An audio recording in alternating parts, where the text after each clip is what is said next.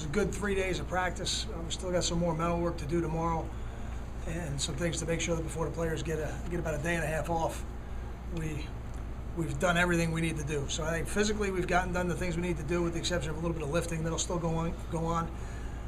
And from a practice standpoint, I thought we got everything we needed to do, and now we've got 3 practices to really look at and evaluate the different positions that we want to evaluate to give us some idea of how to set the depth chart, where the unknowns are for Sunday. You know, places like kicker, places like running back. I think by Sunday we'll be able to set the depth chart and then go from there. You know, nothing's ever final, but you do need a starting point. With the naked eye, did any separation in kicker before you look at the film? Did you see what you wanted to see? You wanted to see somebody take control. Did you see it? You know what? I want to look at the film. I want to look at it. It wasn't a knockout either way. That's for sure. But I do think they both kicked better this week in practice than they did last week, and I think that's important. And now we've got another really 3 practices between Sunday, Tuesday, and Wednesday to get some more live kicks. But we're going to have to set the depth chart somehow, and we'll do that. We'll do that off these 3 practices. We won't get an injury report till apparently later, but in general terms, you concerned about the health of the team, or is this normal after 4 games in a bye week? I am never concerned. Is probably the right word. I think you're always concerned. I'm never. It's not something I ever worry about because I can't control it. But you're certainly always concerned about the health of the players and making sure you're putting them in the best position to get healthy. And we've got some guys that are still healing up, and I don't think we had any new issues this week, which is a good thing. As we practiced hard for 3 days, and 2 in full pads, 1 in shells.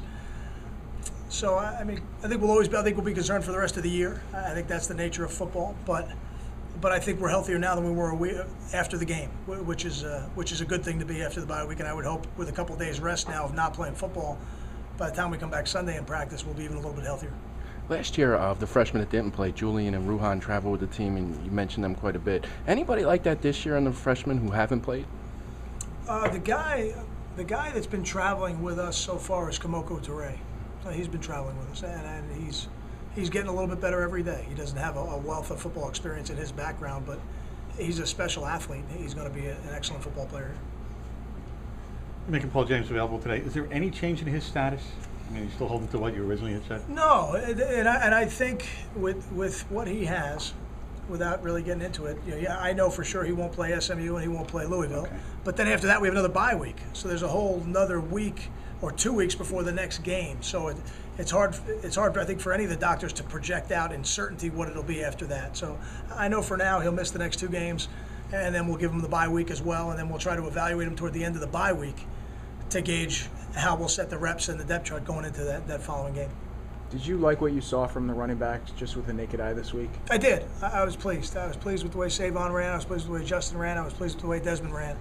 And I believe what I said earlier in the week. I think all 3 of those guys are going to touch the ball in the games that are coming up. And I wouldn't be surprised if guys like Michael Burton touch the ball in the games coming up. Yeah, this weekend, a lot of guys get off, like you said, a day and a half. How about for you coaches? What's it going to be like for you guys? Oh, we go out recruiting. Yeah, the next day off will be in February sometime after the signing. but we've got a schedule of places that we're going to be, and that'll be exciting for us to get out there and get a chance to see some players that are committed to us already play live, and some others that we're still recruiting play live. Would you be interested at all to watch SMU? You'll be too busy. I think they're playing TCU. Will you take a peek? Or if I'm in front of a TV and it's on, I would watch it. I'm a football fan. I enjoy watching football, but I won't try to study it off the TV copy. We'll get the. Nowadays, it's kind of neat. It's only a couple of hours after the game we get the coaches tape, so we'll have it pretty quickly. I think. I'm not sure exactly when their kickoff time is Saturday. I would imagine it'll be early, but a couple hours. What is it? 12. Yeah, 12 noon kickoff for them. So really by 6 p.m. we'll probably have the tape and get a chance to look at the coaches tape. How many times would you say you watch a tape like that over the course of a week? Wow, quite a few. Quite a few, because you watch it in a lot of different ways. We cut it up into a lot of different situations and field zones, and it's not just watching kind of the game straight through. We watch it in a lot of ways in the game planning process. Thanks, guys. Good. Appreciate it. Thanks.